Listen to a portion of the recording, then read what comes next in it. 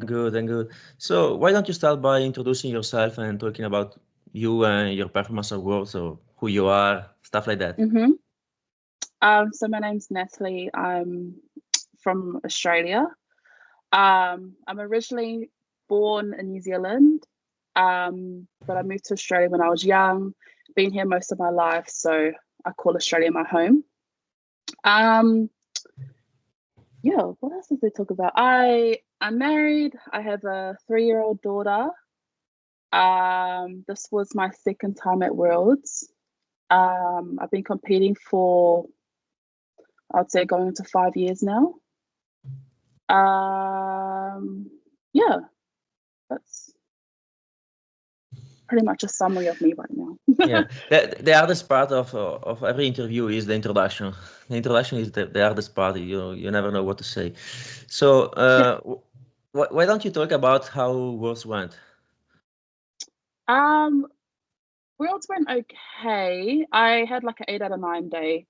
Hit PBs in my bench and deadlift and total, which was good. But personally, for me, I thought I had a lot more left in me on the day. And yeah, so it was okay. It wasn't as good as my first Worlds performance last year. But yeah, that's pretty much. Well, you did a PB on the total, so it's good. Yeah, From my perspective, it's very good. Every time you yeah, PB is good. yeah. I know. I'm just so hard on myself. I just want to be better. That's all. Never enough. Never enough. This is Yeah. the athlete mentality. So there is a big part of what I want to talk with you today is your deadlift. So you're well known for your deadlift, and I saw that you achieved a world record, which is 270. 273. Very all right. But I also saw that you've done more than that. You did 280 maybe Yeah. recently. And I will say with something left in the tank. What do you think? What was that? Sorry. And I guess that you could have done even more than 280. Oh, I don't know. I felt like, so I hit 280 2 weeks after Worlds, and that was my first training session back. So I took just time off after Worlds, like had a little holiday and stuff, and then went back to the gym and just wanted to see if I could pull 280. It was heavy. I always get stuck on my my lockout. That's the grindiest part for me. But yeah, it moved. I was shocked. I mean, after 2 weeks of not doing anything and just eating a lot. Yeah, well, you know, sometimes deadlift is like that. You're fresh, and all of a sudden you just have more. Yeah. Maybe you're not even training specifically to for a max, but it just clicks that day. And well, so how are you training deadlifting the last few, I don't know, year or two? So with deadlifts, because I get stuck on my lockout. That's that's what makes it hard for me is my lockout. And so I would say around December last year, we changed a bit of my technique where we did a lot of pauses at the knee for my back downs for deadlifts. And that helped a lot, I guess, just to like be patient more with my lockout. And I felt like that is what helped for Worlds for me to hit 273. Yeah, so we added in that, and we did a lot of like RDL work, which I thought helped for me. Mm-hmm. Yeah. Mm-hmm. How many times are you training deadlift a week? I mean, So once I do deadlifts once a week, but then my second day is like RDLs. mm. Yeah. Which I suppose is the higher reps day and the lighter day. Yes. Okay. And have you been training two per week? I mean, in deadlift, have you been training like this for years, or is just something recently? It was since December Okay. that we changed it. I think before that we were doing two times a week deadlifts, with just my secondary day just being really light but heaps of reps. So I think taking the extra day of deadlift off and just replacing with RDLs helped a lot, especially with my recovery as well. Yeah, I just wanted to ask you, in fact, if you thought or you felt like RDL are easier for you to recover than regular deadlift. Yeah, 100%. Yeah. Okay, okay. About reps range, which kind of rep range are you using on RDLs? Usually it's around like 3 sets of 6 or 3 sets of 8. Yeah. Okay. And are they light in comparison to what you can achieve in that exercise, or do you consider that heavy? Usually when I reach the end of my block, they get a bit heavier. But it's not like, it's more like a RP8 sort of. I don't ever max it out. Yeah. Okay. So give me a couple of minutes so I can translate it in Italian, ok? Mhm. Ok, allora ciao ragazzi, oggi ho il piacere, come potete vedere, di intervistare Natalie. Allora, lei è una ragazza australiana che ha appena fatto i mondiali poco tempo fa, adesso non so quando uscirà questo episodio, comunque ha fatto i mondiali poco tempo fa in IPF e ha fatto il record mondiale di stacco da terra che è 273 kg. Mi ha fatto un po' l'introduzione di lei, è una ragazza australiana però di origini neozelandesi e si allena da 5 anni nella classica categoria di peso superiore, quella più alta delle donne.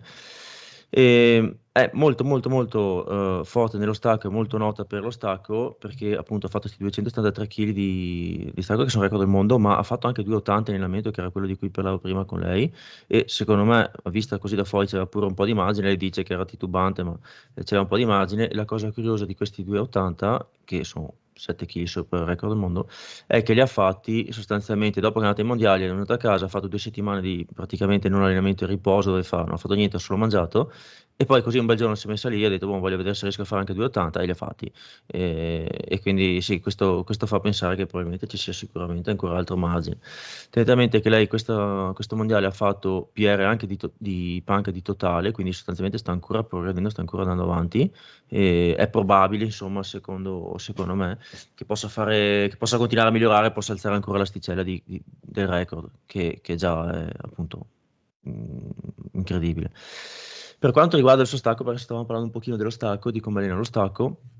Allora, ultimamente mi diceva da dicembre, sta facendo invece che 2 stacchi a settimana, tutti e due regular, lei stacca regular, ne fa uno che è la seduta principale di stacco tradizionale, e poi la seconda seduta l'ha scambiata, invece di fare uno stacco regular, l'ha scambiata con un stacco rumeno a medio-alte ripetizioni, mi diceva tipo 3x6, dove non tira mai, a fine blocco arriva un po' più pesante, va vicino al RP8, però non tira mai tantissimo. E questo qua dice che l'ha aiutata col recupero, nel senso che stava diventando impegnativo il recupero per lei dello stacco, e in questo modo c'è più distanza tra una seduta e l'altra pesante di stacco, perché è intervallata dallo stacco rumeno, che lei sente che è più facile da recuperare per lei. E in più mi diceva che negli ultimi tempi sta lavorando con stacco con pausa al ginocchio, che questo lo sta aiutando sul suo problema, che ha difficoltà a chiudere l'alzata, che è un classico di persone con le sue caratteristiche fisiche, e lo ha aiutato, è quello che secondo lei gli ha dato anche la mano a fare questi ultimi numeri che ha fatto qui recentemente.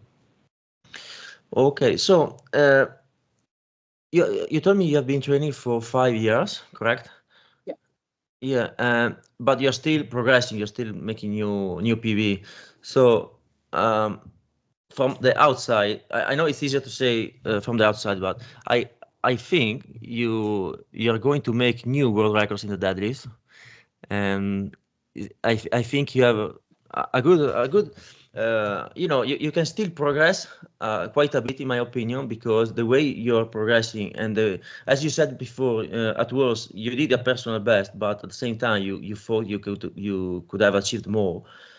From the videos I've seen in your profile, in your Instagram account, they were easy. You have something more. So, what do you think? Do you think you can achieve something more in the near future? Oh yeah, 100%. Yeah. Okay, so are you trying to focus your energy on deadlift in particular, or are you trying to just improve your total? More my total, especially my bench, because that's where I lack a lot out of the 3 lifts. But no, yeah, with my deadlift, after pulling that 280 in the gym, I like gave me the confidence to, you know, try and reach 300 or be the first IPF woman in history to hit a 300 kilo deadlift. So Wow. hopefully. Yeah, it's, We'll see. an ambitious goal, but I think it's in your reach. Maybe next year, who knows? But Yeah, never know. do you have any grip problem? I used to. Leading up to Worlds last year, my grip wasn't that good. But then we did train a bit with it this year. I think just more holding the deadlift at the top longer. Yeah. So, do you think that the problem was when you were stuck in the locking position the last few centimeters, and then the barbell slipped from your hands? That was the part where you had grip problems, or? What was that? Which one was that for? What was that for? Sorry, I was trying to say that back when you had grip problems, the problems are the hands slipping were on the top position of this Yeah. deadlift, the last Yeah. few centimeters where you were trying to lock out and you Yeah. were stuck there and trying to lock out. That was Yeah. okay. Okay, but did you also change the way you deadlift, or you just improved the strength of your deadlift? I went a bit narrower with my feet as well. At Worlds last year, I was quite wide, conventional, but I brought my feet in, and I think that's helped as well. Okay, because you're a tall girl. Okay, may I ask you how tall you are? 5'11". 5'11", So which just under 6 foot. okay, let me do the math. 5'11", I think is in centimeters. I think. Let me do the math. I'm 181. 180. 181 centimeters. Oh, oof, that's tall. Very tall. Yeah. Maybe you are the tallest in your weight class. Are you the tallest girl in your weight class? Yes. Oh, Yeah. interesting. So, when you did the 280 deadlift the other day, did you feel like you have more grip strength than 280, or yeah? Yeah. Like I held it for so long up at I grinded out my lockout, and I was shocked that I could hold the bar for so long as well. So yeah. Okay. And how did you train your deadlift back then? Let's say before December, because you told me that after December you changed a little bit your schedule. So how was it before December? Um I struggled a bit with my grip as well, and I was a bit wider with my feet, sorry. And we also, sorry, I forgot to bring this up before, but we were also training a lot of top singles, heavy singles that didn't really work for me. So leading up to Worlds this year, what we changed was doing a lot of heavy doubles. And going into Worlds, usually I would hit, or going into any competition, usually I would hit a heavy single a week out before comp. But what we did for Worlds was we hit a heavy double. And yeah, that was it. Sorry, go ahead. Oh no, that was it. Okay. How long before the competition did you hit the last heavy double? So it was Friday, and I competed on the Sunday.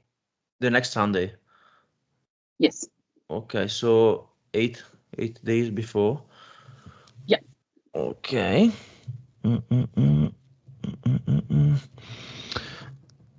Okay. What about last word? You said you hit the last heavy single before the competition. How many days before the competition? It was around the same time. Oh, around the like same. 8. Yeah. Okay. So the difference is that this time was a double and not a single. Yeah. Maybe a more conservative one. Yeah. So I hit 265 double. I had hit that 265, I'd say 5 weeks before as well. So I was and it was a PB. So I was hitting it again. So it wasn't like I've done it before. So Okay. yeah. So maybe this helped you arriving, being on the competition day more fresh. What do you think? Do you think that's contributed to the fact that you were strong and feeling good that day? Yeah, 100%. Yeah. Okay. So give me a moment, I will translate it in Italian, okay? Allora, abbiamo parlato un attimino della presa nello stacco, della forza della presa, di queste cose qui, e lei mi ha detto che in passato, come prevedibile, aveva qualche difficoltà con la presa, adesso non più, un po' perché ha iniziato allenarsi a tenere la posizione in cima dello stacco volutamente di più, per appunto aumentare il tempo in cui deve trattenere il bilanciere, e questo ha rinforzato la presa, e un po' anche perché ha fatto delle modifiche sul il modo ehm, in cui fa stacco, sostanzialmente ha ridotto un po' la stance, quindi ha avvicinato un po' i piedi, perché prima stava abbastanza larga. Tenete conto che lei è una ragazza molto alta, perché è 1,81 m, se mi ricordo bene, e infatti era la più alta della categoria di peso. E quindi ha ridotto un pochino la stance, ha cambiato un po' la posizione, e questo l'aiuta anche ad arrivare in una posizione migliore.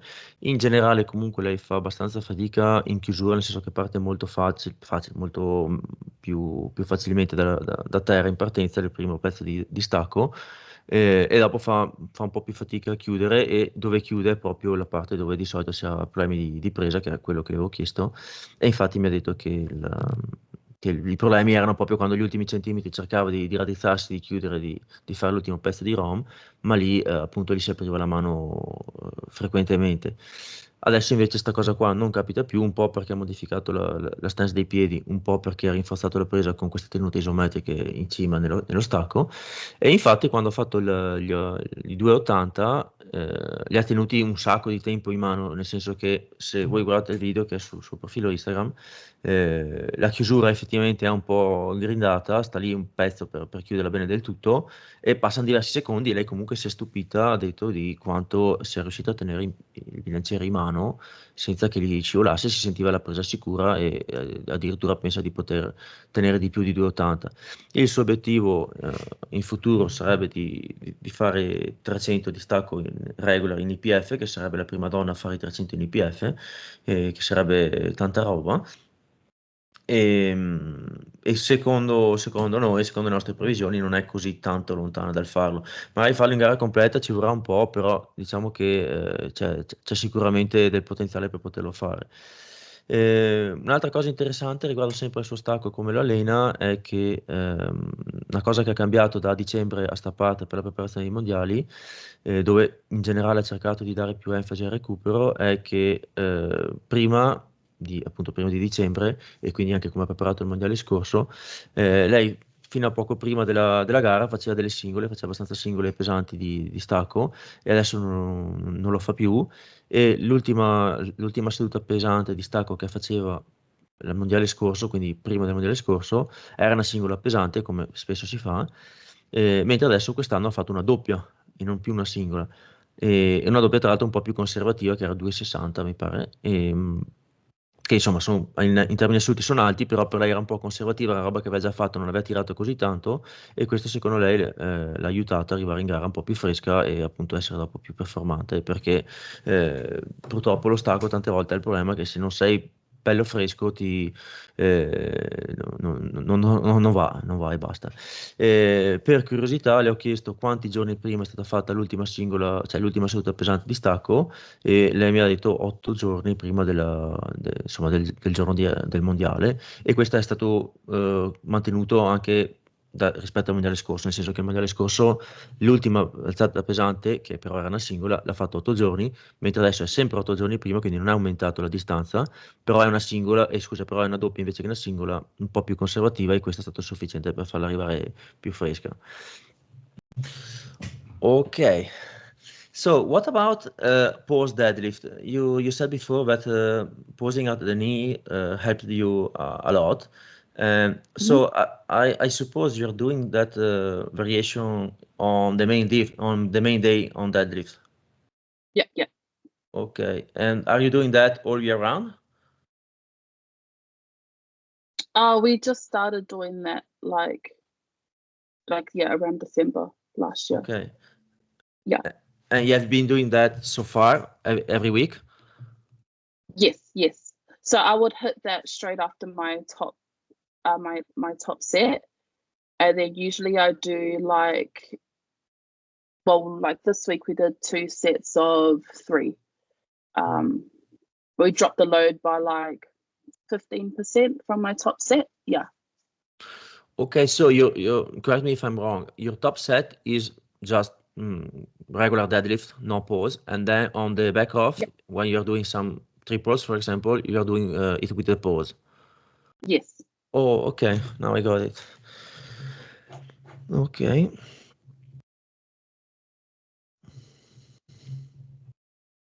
I'm taking some notes. It's okay. Okay.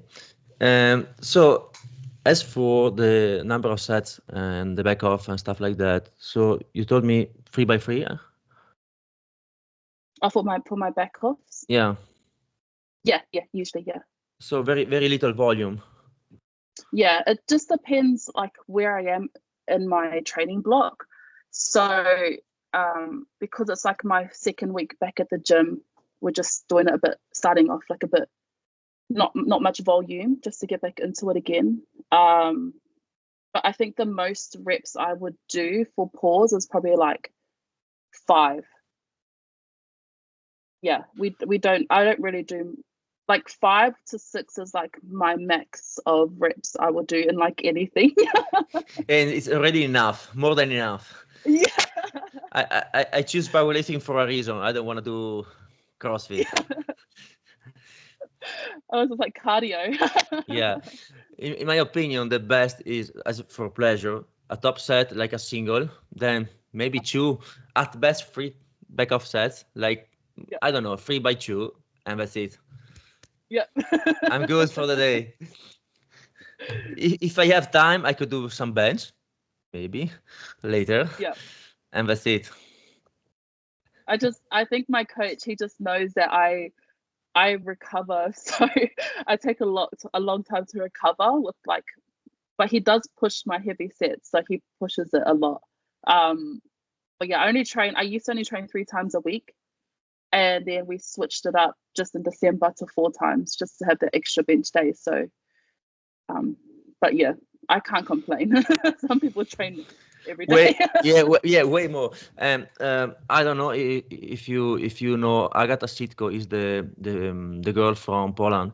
I've interviewed her. She trains like crazy. She trains like, I don't know, maybe 3 times more than you. Wow. Yeah, it's unbelievable. You can watch the interview on my YouTube channel if you want. I can send you a link. And she trains like 5 to 6, maybe I think 6 times a week, but for hours and hours. And she does something like SBD 3 times a week, stuff like that. It's crazy. That's why she's the best, because she works. Yeah, but I think you will die if you do something like that with your, you're built different. You're a big girl, you're tall, you have a much bigger range of motion, so it's very different. She's also pulling sumo, you're pulling conventional, so there are differences there. Yeah, she's the best though. She's so good. She's extremely gifted, but you know, I don't think many people can survive with that amount of volume and work. It's unbelievable. Yeah. But I think what you're doing is, you know, it's not that different from what I expected from you, because as I said, you're a big girl, you're tall, Mhm.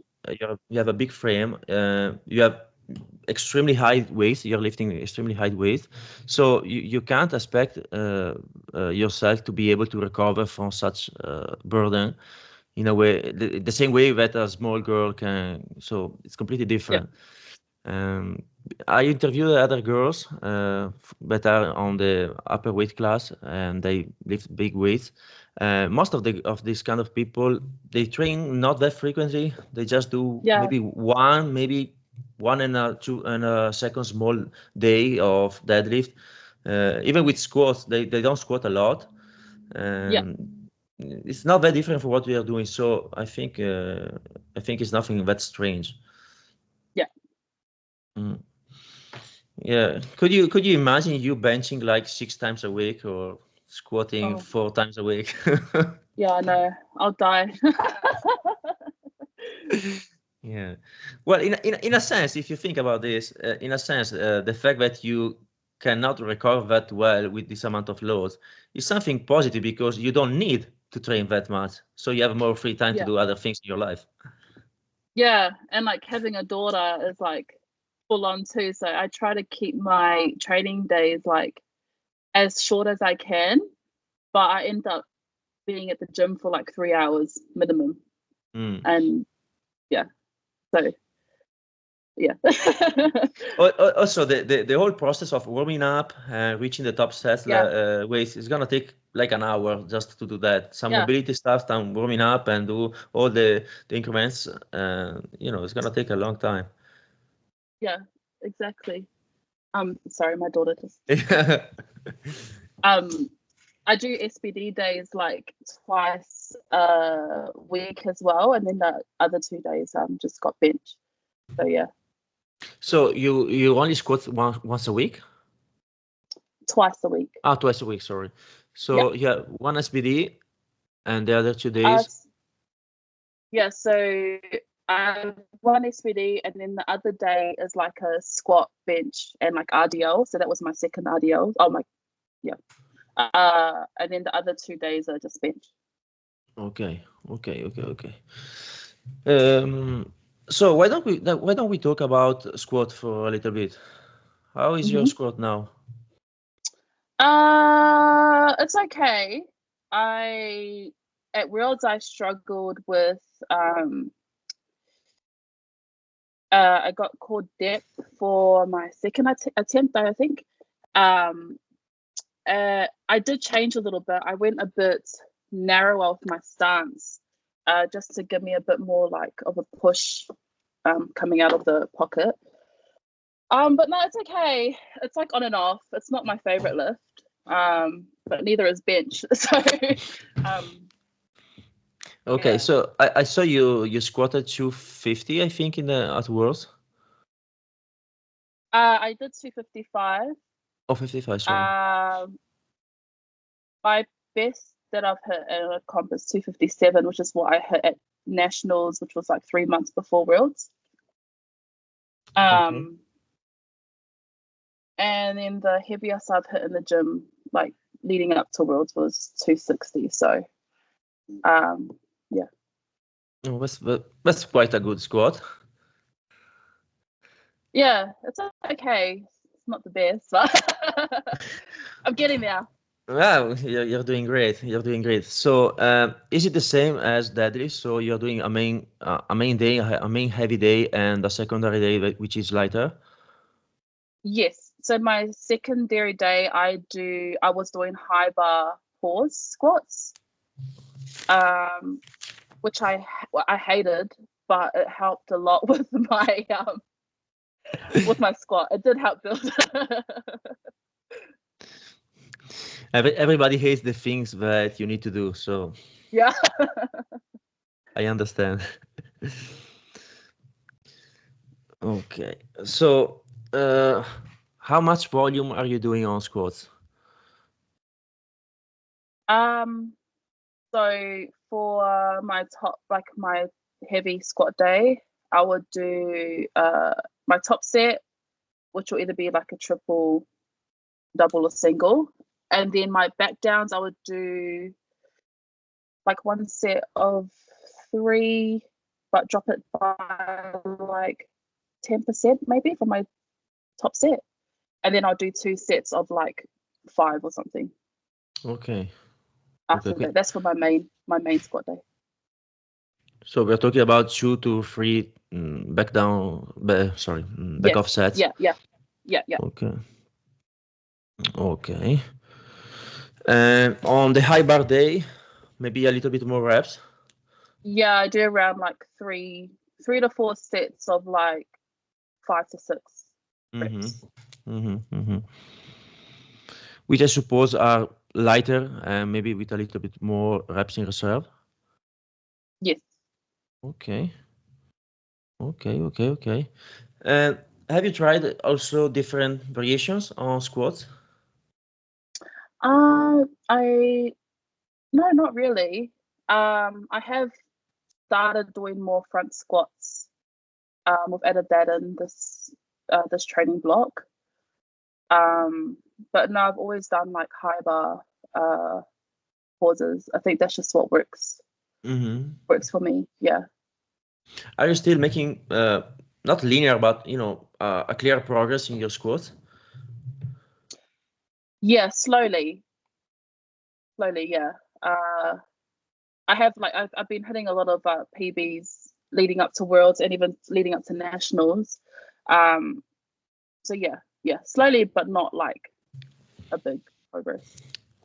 Well, that's more than enough for me. So until you reach a wall, it's good enough. You don't need to change anything, I think.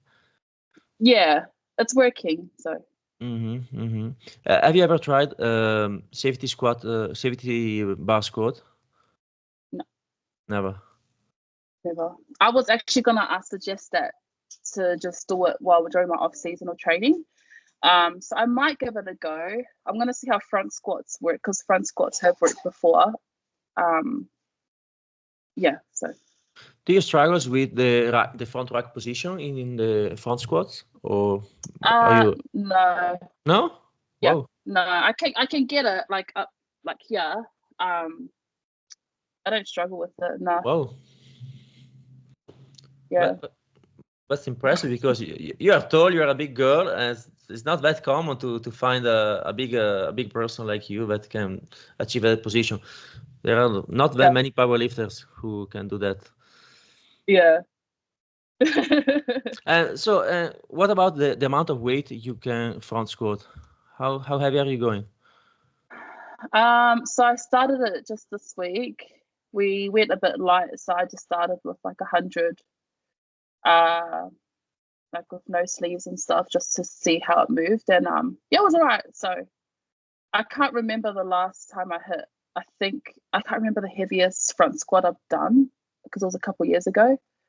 But yeah, I think it was around like 150 or something, or 160. Yeah. Well, that's very good.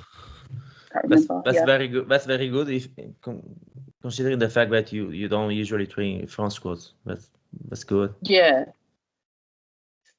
Yeah. Have you ever experienced the feelings that you have on the center of the back the day after the front squat? Do you know what I mean? That you on the front squat you're feeling just good, but the next day in between the shoulders blades and in the center of the back you feel very sore and tired. Do you know what I mean? Yeah, no, I haven't felt that. I did feel like, because I haven't done it for so long, I did feel like a bit it felt really uncomfortable up here. Just trying to hold it, but no, I haven't felt it like on my back. Maybe I might give me a couple of weeks and I'll probably will. Well, I think it's not that heavy for you enough already. Yeah. So maybe in a couple of weeks, yeah. Because right now maybe it's just the position you're trying to figure out how to do that. To figure out again. Yeah. Yeah. But you will feel it in the near future, I'm sure. Okay.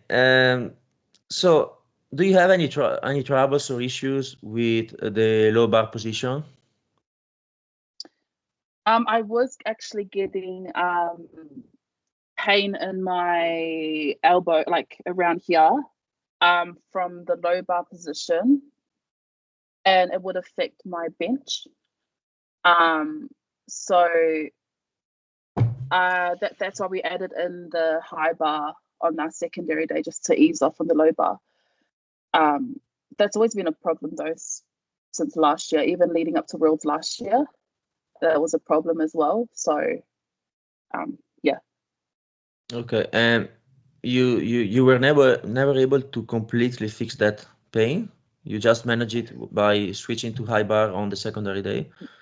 Yeah, like I have seen, I go get like massages and stuff, and I've seen like a ex-phys. He's given me like warm-ups and that to do before squats. But I don't know what the pain is. It's like just something that would always be there, I guess. It goes away like now. It's when I'm not doing such heavy squats, you know. Yeah. Well, I asked that because I can see from from your videos that you have very long arms, Yeah. and you're tall. So usually these kind of people have struggles with the low bar positions. Because you have very small space here and a longer arm, Yeah. so it's all squeezed and tight, Yeah. Yeah. and Yeah. it often creates problems with the shoulders or the elbows. So this is why I asked, Yeah. and this Even is yeah, also even like my shoulders, yeah, I had like it was so tight and it would affect my bench a lot. yeah, Yeah. yeah, exactly. And the problem is that most of the time while you're squatting you feel some tight sensation, but it's Mm. not that bad. But the day after you're benching, Yeah. you feel terrible. Yeah. Yeah. Exactly. Yeah. Because Uh, so usually I had my bench day after. It's like a secondary bench day after my top squat, and even though the weight is light, it's just so painful, and I struggle. So yeah, that's so funny. Yeah. Yeah, and the conclusion you reach is, I fucking hate bench press. I don't want to bench Yeah, press. Am I wrong? that's that's how I feel. I know it. I know it. Oh. I understand that. But so for a while you said, "Oh, fuck it, I'm gonna do high bar." But this is already the next step. Once you decide, okay, let's switch to high bar, it's already because you understood the fact that maybe is the rack position or the shoulder position in the squat. But for a long Mhm. time, most people they just fucking hate bench pressing. I don't like bench. I like my arms are so long, and I just feel like I have so far to go down. I have no issue with the elbow depth rule because I hit it easy, but man, bench is just I'm working on it. Yeah, that's the price to pay if you wanna be a big deadlifter. So. Yeah, it's one of the lists. Yeah. Yes. So this is why I asked you about the safety squat bar, because I think it can help with these kind of issues, and there are plenty of people doing safety squat bar for this reason. I would actually, yeah, I might actually give it a go because front squats are hurting me too much. Yeah. Um, Also, go ahead. Sorry. oh no, I'll see how front squats go for this block, and then I might Hmm. ask my coach to switch it up. Yeah, because I can understand the fact that also you're trying different variations to ease the pressure from the elbows and the shoulders. So you're working on positioning and being upright and this kind of stuff with high bar and Mm, front squat. I mm, 100% get it. But at the same time, there are issues with front squat on the other side because the positioning is the limiting factor, and the yeah, strength in your legs are not the problem. And I've been there in that place, in the same place you're talking about, and yeah, you yeah, know, strength-wise, it feels good, but after a while, the limiting factor is holding the position and the arms and as the shoulders put in that way are so yeah, yeah. Yeah, if you start feeling some pain here after a front squat, be careful, because it's the Yeah, same yeah, issue, and then it's the same, exactly same pattern as before. You front squat, you say, okay, and the next day you feel pain here doing something else, and yeah. but I solved that problem with the safety squat, the safety bar squat. Okay. Mm. I actually might give that a go. Yeah. Thank you for telling me. Also, if you really want a front squat, you can use the safety squat bar in reverse. I don't know if you have seen that. Oh, yes. Yes, It's yes, much yes. easier to hold the position, because the bar stays on top of you without needing to push it. You just stay there. Yeah. Yeah, yeah, yeah. Oh, wow. Yeah. I always thought why people did that because I didn't know why they did it the other way. But Yeah, now, yeah. yeah. The goal is actually to do a front squat, but in a way that it doesn't necessarily requires you to hold the position with the hands, so you can solve that problem. Yeah. It's a little bit Oh, I more see. unstable, but it's the same thing. Yeah, yeah, yeah.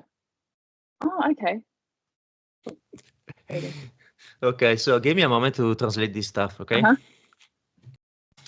Allora, abbiamo parlato un pochino di squat, siamo finiti a parlare un po' di squat. Allora, premessa, lei si allena 4 volte a settimana, prima faceva 3 allenamenti a settimana, è di recente che ha cambiato a 4. Abbiamo fatto un po' una parentesi sul recupero, sulla gestione della stanchezza e il fatto che lei ha bisogno di recuperare più di mai altre persone. E abbiamo fatto dei confronti con Agata Sitko, che è l'altra ragazza dalla Polonia che ho intervistato altre volte, che lei è una ragazza che fa una quantità di volume e di frequenza che è pazzesca, perché si allena tantissimo e penso si alleni tipo 3 o 4 volte più di quanto si allena lei. E dopo abbiamo fatto dei paragoni, abbiamo cercato di spiegare come mai c'è questa differenza, e del fatto che comunque Natalie non ce la farebbe mai a gestire tutto quel volume lì, perché ha tutta un'altra struttura, tutte un'altre caratteristiche. E infatti sembra strano che magari lei possa andare ai mondiali e fare il record del mondo facendo 3 allenamenti a settimana, però se si considera il fatto che comunque è una ragazza molto alta, ha le categorie di peso più alte, fa stacchi da terra molto pesanti, perché vabbè, un record del mondo direi che per definizione è pesante. La quantità di peso che gestisce è importante, fa sì che limiti molto il recupero. Qualcuno potrebbe dire, ok, però ci sono ragazze che mai sono 20-30 kg più leggeri gli stacchi che fanno, però comunque si allenano molto di più. Sì, però va considerato che sono leve diverse, che sono stazze diverse fisiche che hanno mai staccano sumo invece che regular, fanno tipo un quarto del ROM che fa lei. Quindi ci sono tutti questi fattori qua che fanno sì che alla fine lei si alleni con relativamente poco lavoro, ma non è poi così tanto diverso da quello che fanno la maggior parte delle persone di quella categoria di peso e di quel livello. E infatti anche intervistando Monica Brown, anche intervistando altre ragazze, che comunque le trovate qui sul podcast, vedete che alla fine i conti tornano, non è una cosa così strana. Comunque dicevo, lei adesso fa 4 allenamenti a settimana, una SBD, e in generale fa 2 squat, 2 stacchi e mi pare 3 panche, mi sembra, non vorrei sbagliarmi. Lo squat è impostato in maniera simile allo stacco, nel senso che fa un giorno pesante e un giorno variante più leggero. Il giorno pesante è un low bar con un top set, poi 2 o 3 set di back off, non granché, mai toglie un 10% dal top set e basta. E il giorno secondario è un high bar, o perlomeno di recente ha messo un high bar, magari con la pausa in buca, e anche qui non tantissimo volume, però qualche ripetizione in più, tipo 3-4 serie da 5-6 ripetizioni, cose di questo tipo, con un po' più di margine, quindi non tirate la morte. E le bar mi ha detto che l'ha aiutata abbastanza. Poi abbiamo divagato un pochino parlando di dolori vari, e come prevedibile, essendo che lei è molto alta con le braccia lunghe, ha avuto qualche fastidio nella posizione dello bar, nello squat, e gli dà fastidio i gomiti, ma dopo è venuto fuori che gli faceva fastidio anche le spalle, come spesso succede, perché appunto dicevamo che essendo alta, avendo le braccia lunghe, la posizione dello bar diventa molto scomoda, e poi si ripercuote il giorno dopo mai quando fai la panca, perché mentre fai lo squat tutto sommato da caldo così ti senti sì un po' fastidio, ma niente di che, però il giorno dopo fai panca e la senti una merda.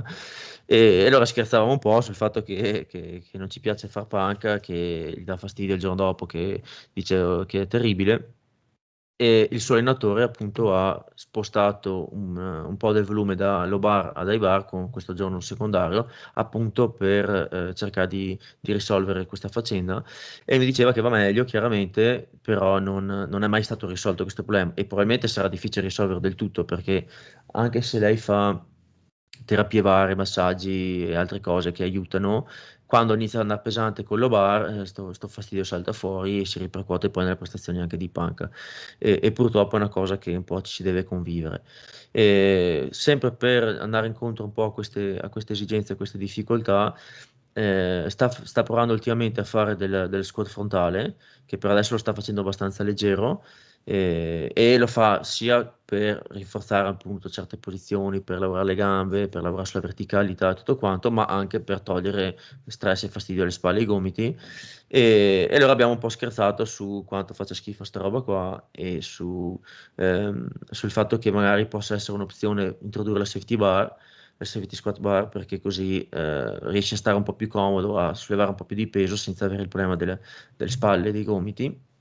O eventualmente, se proprio ci tiene a fare squat frontale, può usare la safety bar ma girata al contrario, come si vede ogni tanto fare. In quel modo lì è praticamente uno squat frontale, è quasi uguale, però è un po' più comoda la posizione. Per darvi un riferimento, lei ha 2,60 come personal best di squat e ha fatto 2,57 in gara come personal best e 2,55 all'ultimo mondiale. Però di squat frontale, che non l'ha fatto più di tanto, mi ha detto che penso che al massimo è andata sui 150-160 kg, così un po' a memoria, mentre adesso sti giorni qua che l'ha appena reinterrotto stava provando, facendo qualche lavoro leggero con 100 kg, giusto per capirsi un attimo. Ok, I'm done with translating. Oof. So, would you like to talk about injuries or pain and stuff like that? I think that was pretty much my only injury, was my elbow from those squats. Oh, I also had when I went a bit narrower with my stance for squats, my left hip was giving me a bit of pain leading up to Worlds as well. But I think what didn't help was because in Australia right now it's winter, so heading into the colder season, it takes a lot longer for me to warm up my hips compared to when I would squat during like summer and like when it's really hot. So I think that was just a factor as well. Just trying to warm up a bit, yeah. But no, that's pretty much the only kind of injuries that I had. Yeah. What kind of pain did you have in your hip with the squat? What was it, on the side? Yeah. So it would be like right on the side of my hip, and it would shoot down my knee. quad. Okay. Yeah, to my knee, and it's when I would go into the pocket and pushing out. Okay. And did you also have pain laying on the side when you were in the bed, or laying on the side, or sitting in the chair for a long time? Sometimes sitting in the chair, or like sitting for a long time, a little bit, yeah. And then the first few steps when you stand up. Yeah. Because like even trying to stand up a little bit would like kind of shoot a bit. But yeah. But when I'm warmed up, it goes away. I'm really warmed up. No pain. So at Worlds, because it was a bit warmer in Lithuania than it is in Australia, I had no problem at all. Yeah. Okay. And this happened. Well, actually, I don't think it's that weird, because I kind of get it what the problem is, because it's not the first person I hear with this kind of problem, and I struggle with that myself. I think it's not that uncommon for powerlifter to have this problem, and it usually happens when you shift your stance from a wider to a closer, or if you are in a wider stance, but while you're pushing, your knee goes into in more close to the middle. So Yep. that movement, if you're not used to, it creates some issues on the lateral side, which is on the surface of the head of the femurs. That part that if you touch it, you can clearly see a precise point where you have the pain. Is it the same for you? Yeah, like it shoots the side of my leg, and yeah, it's so sore. But I haven't got it checked. I should, but and it goes down on the quad, the lateral part of the quad, and then to the knee. If you stay there for a while, you need to move and stand up and walk a little bit. Yeah, it's the same. I can't understand what it is. It's nice that you're able to squat and compete and everything, but you need to be careful with that stuff, because sometimes it goes for a longer period of time, and it's quite a pain in the ass. Yeah. I need to get it checked, but I've been lazy. I'm the type, I won't get it checked until it starts hurting. Yeah, I understand. But let me say something. I bet that if your kid has just a minor thing, you're going to check that. Yeah, of course. Immediately. Oh no, Mom, I'm good. No, you're not good. Let me check. Yep. Yeah. Okay. So so you said that now you're able to squat, just a little bit of pain here and there, but you can squat. Yeah. Okay. No other injuries, no other problems, no low back, nothing. Nah. That was the only two. Yeah. Okay, so in 5 years, basically just a little bit of discomfort in the shoulders and elbows, and that's it. Yeah. Wow, that's impressive. Yeah, I try to like get on top of my recovery as well. So, and now I feel like I'm getting a bit. The older I get, the more I need to prioritize that. Can't just rock up to training and just start lifting. You gotta warm up and cool down, and yeah. Also, you have a life outside of the gym, so you have a family, you have other things to do. So it's not that all your energies are into training. You need to do other things as well. Okay.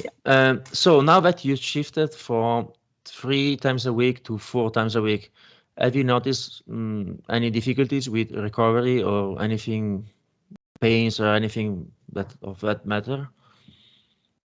No, no. I think it's just helped a lot more with my bench having an extra day. Yeah.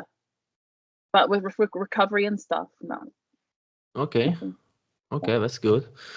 So you basically how can I say it? You increased the amount of bench you're doing, but the total volume in squat and deadlift are the same than before. The same. Yes. Okay. What about accessories? Usually, so on my two like SBD days, I would have like one accessory.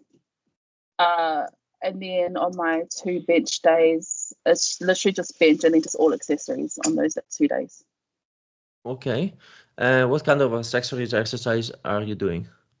So I've been doing a lot of shoulder. So I was doing bicep stuff, and it wasn't helping, I guess, with like my elbow kind of bicep pain I was having. So we switched it up to more shoulder, like Arnold press, like lat raises, and like wide grip, like row and stuff, like just like stuff that didn't really trigger my elbow or bicep. Yeah. Okay. And with my two heavy like squat days, I would either do like either pendulum squat or Yeah, I know. I feel it. I feel it. I know, I hate it. Pendulum squat, or I've had a leg press as well, which is okay. But yeah, pendulum squat. Oh, I do not like it. Yeah. Also, you have that feeling that you're pushing, and then all of a sudden it's like a wall, and you're stuck there. Oof. Oh yeah, I don't like it. It helps though. Yeah, we are here together talking again about the fact that the things you hate are the things that you most likely need. Yeah. Yes. But, especially after, squat, bench, deadlift, and then pendulum squat. Come on. Yeah. Come on. How easier it is to just do a little bit of bench, some accessory on the upper body, and that's it. That'll be a dream, I know. But yeah. Or you go to the gym, you hit a heavy single on the deadlift. Maybe if you really have time, a back off set, just one. And then, okay, I'm gonna do some hamstring curls, maybe a little bit of, I don't know, shoulders, and that's it. I know. There's usually those kind of days are usually like my days, like leading up to a comp, like the week before a comp. I love it. Fantastic. This is why I choose powerlifting. Yeah. Okay. So you don't do anything unilateral, single leg or stuff like that? No. Okay. Have you ever done that before? Wait, what was that? Sorry, the single leg. Yeah, single leg, like I don't know, split squat or Bulgarian squat or lunges. Not in a long time. I actually started doing though like a Bulgarian squat, like as a warm up before my squats to help with my hip, and also painful, but just trying to warm it up. Painful for the hip or painful because for the hip? Yeah. So just trying to warm up, just trying to do that single leg Bulgarian just to warm up. Like no weights, but just to warm up my hip would be like before my heavy squat, it would be sore, but then once I'm warmed, it gets better. Yeah. Okay. So you are not doing lunges or heavy Bulgarian squats, stuff like that? No. So it could be much worse, your training. It could be much worse. I'm thankful I don't do that. Some of the people I train with do it, and I feel sorry for them. Everybody hates that. Everybody. I haven't found a single one person who said, "Oh, I enjoy doing heavy Bulgarian squats." It doesn't exist a person like that. There's no way. Just imagine. You are done with your squats. You're fried, and then you look at the paper, Bulgarian squats, 3x15. I know. I complain about pendulum squats, but man, that Bulgarian's worse. It's very tough. It's very tough. Okay. So, any other exercise or anything particular that you think have helped you? No, like that's pretty much it. Yeah. Ok, so give me a moment, I'm gonna translate. Allora, giusto per chiarimento, perché prima mi ero sbagliato su com'è la sua split, lei fa 4 giorni a settimana, in questo momento dico, 4 giorni a settimana con 2 SBD, non era uno, sono 2 SBD in cui fa squat, panca, stacco e un complementare di gambe, e idem l'altro SBD day, mentre gli altri 2 giorni fa solo panche complementari, che sono complementari della parte sopra, quindi sono 4 panche, giusto per chiarezza perché prima mi ero sbagliato. Abbiamo un po' parlato di infortuni, se ha avuto altri problemi, altri infortuni, altre cose. Allora, lei sostanzialmente in tutti questi 5 anni, a parte un po' di male alle spalle e ai gomiti, ma non in livello eccessivo, ma a parte quella rogna lì, sta bene, non ha mai avuto neanche mal di schiena, neanche niente di strano, quindi fantastico. L'unica cosa che ha avuto di recente è un po' di fastidio all'anca da quando ha spostato e ha cambiato la stance dello squat, ha stretto un pochino la distanza dei piedi e da lì ha iniziato a dargli fastidio un po' lateralmente all'anca e credo di aver capito di cosa parla, perché è una cosa più frequente di quello che sembra e l'ho avuta anch'io. Sostanzialmente c'è un dolore laterale che secondo me è probabilmente sulla testa del femore, da lì che inizia a dargli fastidio, e è quella che suppongo, dopo non lo so, cioè, dico così parlando, è quella che in molti discutono se possa essere considerata una trochanterite o una borsite trocanterica o una tendinopatia del medio gluteo, boh, quella zona lì comunque, che fa male, e i sintomi, che sono quelli che lei mi ha raccontato, che sono quelli che immaginavo, è che gli fa male di lato, nella buca dello squat, o comunque quando spinge, e soprattutto se la gamba davanti è posizionata in maniera abbastanza verso la linea mediale, quindi non è allargata ma è un po' addotta. Quando spinge lì fa male, e durante il giorno ci si accorge anche perché mai fa male quando stai seduto tanto tempo, come anche lei diceva, ti alzi in piedi e l'atto di alzarti e i primi 2 o 3 passi fa male, e ha un male che dopo va giù sulla parte laterale del quadricipite, va male, fa male anche verso il ginocchio, e dopo tendenzialmente a caldo va meglio, quando ti muovi, quando cammini, quando sei scaldato bene, di solito va meglio. Classico, tipico dolore da tendinopatia. E questa è una cosa che ce l'ha di recente, non grave, non così problematica, però gli rompe un po' le scatole nello squat, e mi diceva che un po' per pigrizia, un po' per così, perché tende ad aspettare, non è neanche ancora andata a farsi visitare a trattare per questo problema qua.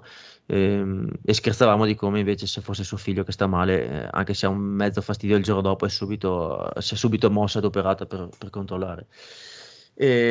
Come strategia per gestire questo dolore qua, mi diceva che sostanzialmente si scalda molto bene, sta attenta a scaldarsi bene, sta utilizzando anche degli squat bulgari a corpo libero, senza peso, senza niente, per scaldare appunto l'anca bene prima di fare lo squat.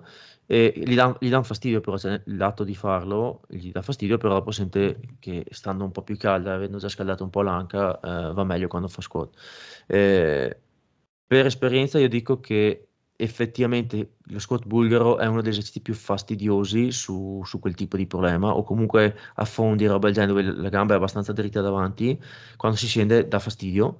Quelli sono tra i test che si fanno di solito per capire se il problema è quello, infatti è probabile che sia quello.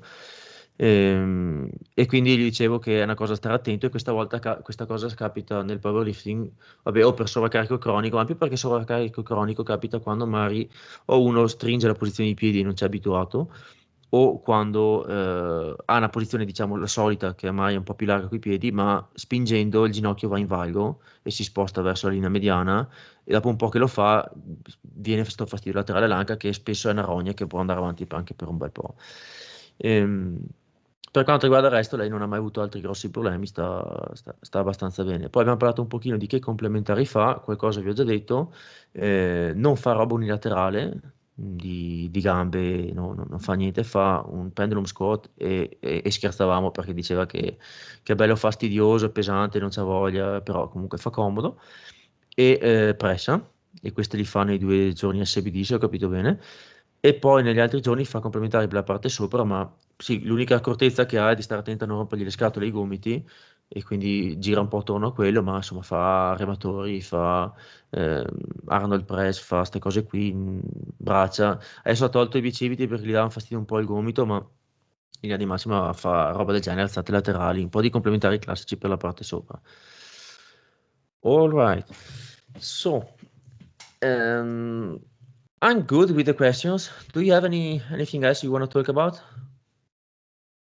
No, that was good. Thank you. Okay. I don't know, maybe you want to talk about nutrition, if it's okay with you. Just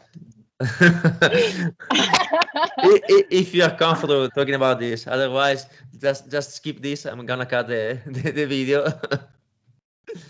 Yeah, I don't really have much to talk about nutrition. That's why I don't really. I had a nutrition. One of my friends was my nutritionist leading up to nationals. So I started with her around this, I think October last year. leading up to nationals in March. So we were able to cut my body weight from 139 kilos to 133 kilos, which was the goal for that was to try to hit the top GL points at nationals in Australia. So yeah, we got that goal. But then after nationals, I kind of stopped my nutrition and then just tried to get as lean, like not as lean, but like I wasn't really as focused on my nutrition as it was leading up to nationals. I guess the goal for Worlds was just try to put up the best total I could, and also hit the deadlift world record. Yeah, it worked. Yeah, it was my first time kind of going on like a little mini, not cut, but like it was hard because I'm the type that I just kind of eat, not whatever, but like I don't really like weigh my food or anything. I'm just kind of know what kind of portions to have, sort of thing. And yeah. Well, we started today by saying that afterwards you took a couple of weeks off and you just ate, but it seems to me it works because you achieved 280 like that. So I can't say anything.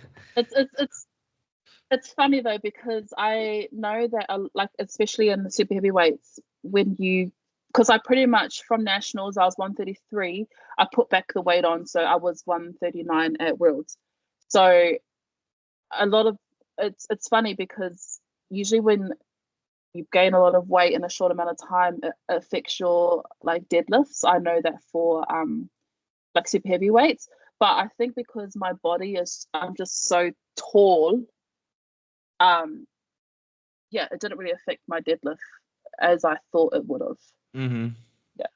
Actually, it was better, to be honest. I agree. I completely agree with you, because the body weight you have is not that high compared to the frame you have. So it's different if another person gain, I don't know, 6-8 kilos like you did recently, but it's like, I don't know, 15 centimeters lower than you, shorter than you. It's completely different. It affects in a different way the positioning you have on the starting position of the deadlift. So it creates a lot of different problems, like locking out problems and grip issues, because maybe you're stuck there on locking out and the legs are in the way and stuff like that. So but we are much wider and bigger and taller, so it's different. I think that's why I have the advantage, because I'm so tall. It doesn't affect me as much as someone who's like much smaller, shorter than I am. Also maybe in the weight you gain, it maybe can help you with bench press and maybe even squat. What do you think? I felt like it helped me a lot with squat, even with bench as well. But it's just funny. I felt like it was a lot of like I gained a lot of weight more in like my legs, so I felt like my lockout wasn't as like I didn't struggle as much with my lockout as I recently did. So it did help. It helped with a lot of my other two lifts.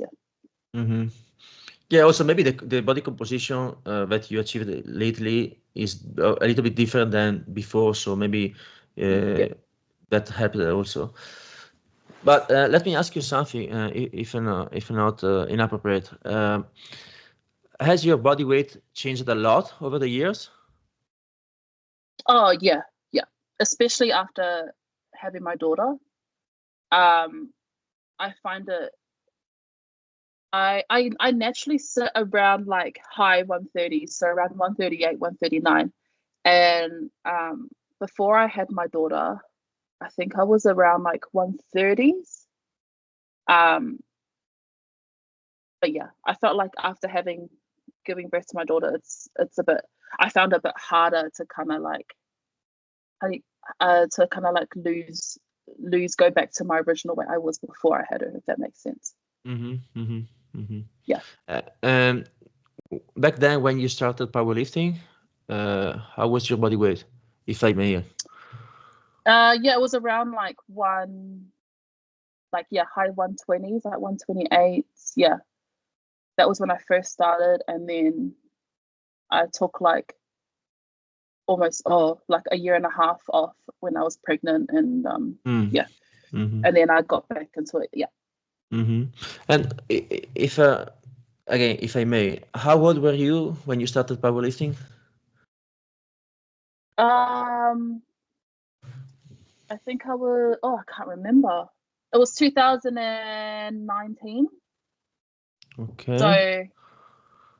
So that was like, how old am I now? When I was around like 24. You were 24. Yeah, 24. Yeah. Yeah, 24. Yeah. Okay.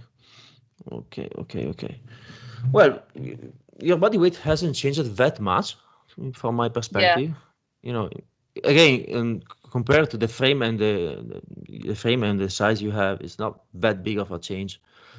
Yeah. So you're probably always being very big and tall and large. So yeah. So it's not the same as changing 6 kilograms from a girl who is like this. It's different. Okay. Is this something that you did on purpose, or is it just happens during the time? I mean, changing body weight up and down just happens. Yeah, like leading into Worlds after Nationals, I think I didn't want to really focus on trying to keep my body weight down, and I just wanted to just sit where I sit naturally, which is like 138, 139, and then just compete at that weight, because I didn't feel weak. I felt strong at 133, but I think because it was such a 6 kilo cut in like 4 months, for me was a lot. So yeah.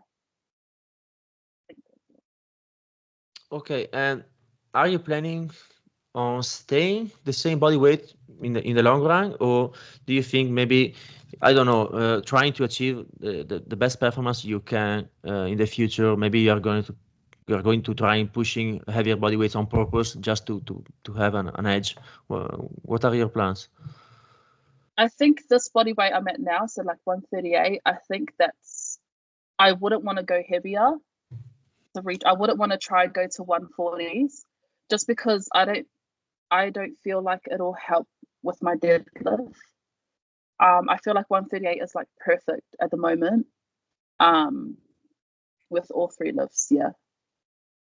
Okay. It's just, it's more of just like how I feel as well. Like my coach is really like, body weight's not really an issue for me. It's just like how I'm feeling, and I feel really strong sitting at 138. So like, well, yeah. Yeah, I asked that because, as you said in the beginning, you are the tallest in your weight class, and there are way shorter girls in your class, and some of them are way heavier also. So, I think I was the heaviest. Oh, the heaviest at Worlds? Yeah, I think I was the heaviest at Worlds. Yeah, I'm Oh, pretty really? sure I was, because I was 139.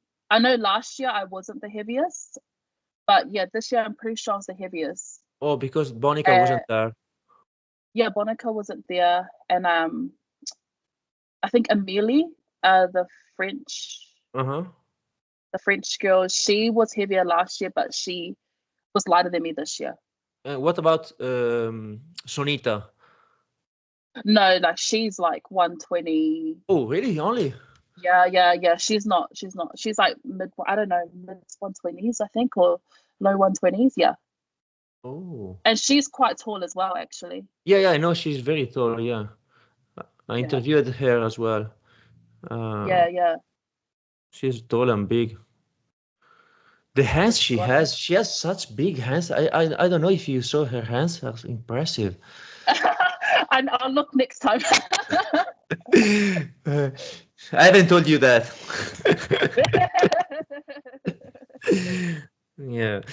So, well, if this is the case, well, yeah, I think it's a smart move to stay on this body weight because, as you said, and I completely agree, deadlift is not that well affected from body weight increases.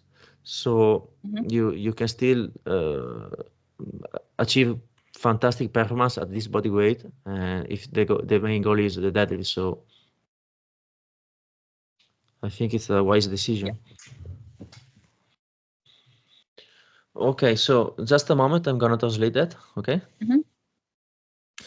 Allora, abbiamo fatto un attimino due considerazioni sulla nutrizione, niente di che in realtà, per mi diceva che lei è abbastanza libera col mangiare, si è fatta solo seguire da un nutrizionista per i nazionali australiani perché aveva l'obiettivo di raggiungere un determinato punteggio che è in rapporto al peso corporeo e quindi è dovuta scendere da 139 a 133 kg perché lei adesso in questo preciso momento è a 138, comunque di solito sta sulla parte alta dei 130 per 1,81 m. E quindi dicevo, si è fatta seguire con la nutrizione per quel periodo lì per scendere a 133 e li ha persi questi 6 kg in circa 4 mesi. Ha fatto i nazionali, ha raggiunto il punteggio che voleva ottenere perché appunto con i coefficienti era quello l'obiettivo e poi per i mondiali è ritornata su a 138 che dice che è quello che diciamo tendenzialmente di natura tende a essere e con cui si trova bene. Non sta più di tanto cercando di forzare il salire o il scendere, ma va in maniera abbastanza istintiva in base a come si sente e è sempre stata su questo range di pesi qui.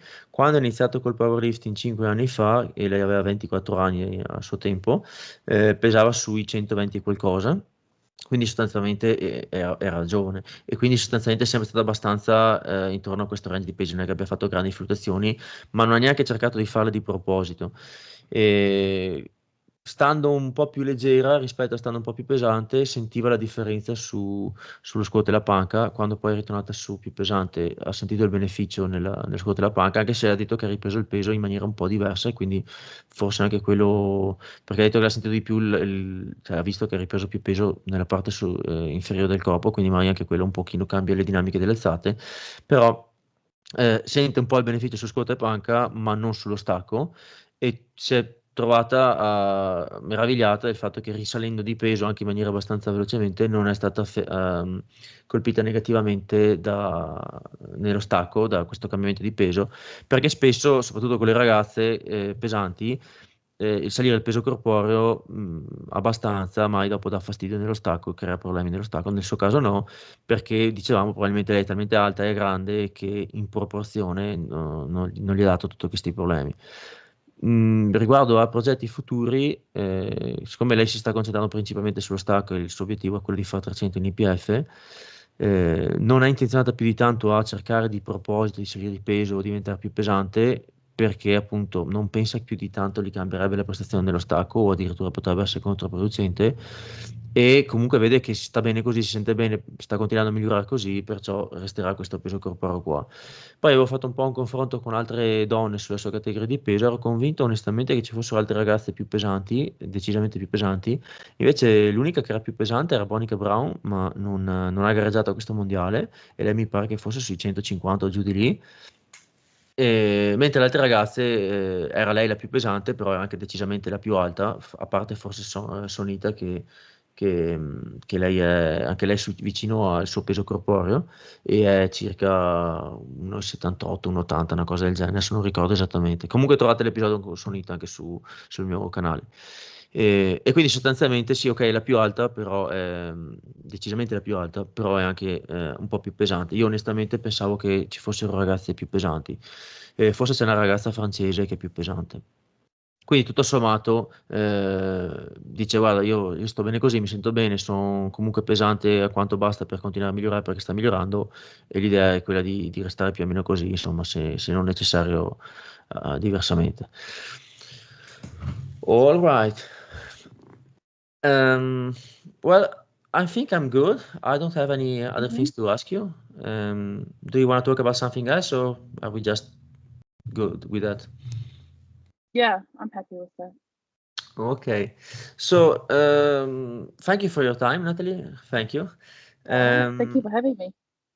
I wish you the best, and it will be a pleasure to see you deadlifting 300 kilos in the IPF. It will be a very good experience. I'm sure you can achieve that. Hopefully in the next couple of years. I hope so. You have everything that you need to achieve that. So I'm quite sure you can do that. Where do people can find you? Sorry. Where people can find you if you wanna be contacted by somebody. I don't know. Do you have any contact? Yeah, Something? probably Instagram. Okay. Yeah, The name of your account in Instagram is Netbubs. Net Bubs. Babs. Okay. Okay. So I wish you a good day. Thank you for your time. All right. Thank you. Bye. Bye.